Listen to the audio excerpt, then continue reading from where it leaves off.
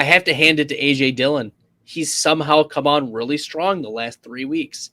He's the running back 26 on the season and has finished with 11.8 or more fantasy points in 4 straight games. He's finished as the running back 19 each of those 4 games, and he's had 5 touchdowns in 4 games, 5 rushing scores, also at least 3 targets in 4 straight games.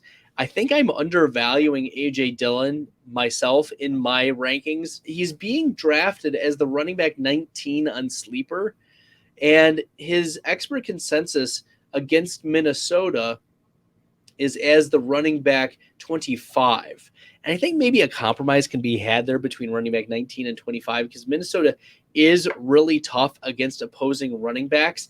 They give up only about 80-ish rush yards per game. But that hasn't mattered for A.J. Dillon because he's been held to 36 rushing yards each of the last 2 games against the Rams and the Dolphins on 11 rush attempts each. 3.27 yards per carry usually doesn't get it done, but the touchdowns get him into that running back 2 realm.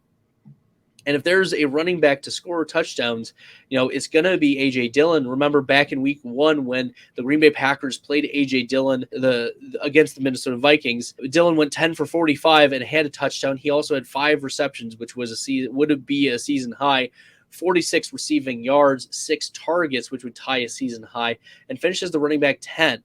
So that was only one of 3 instances so far this season where Dillon has finished as a top 10 running back.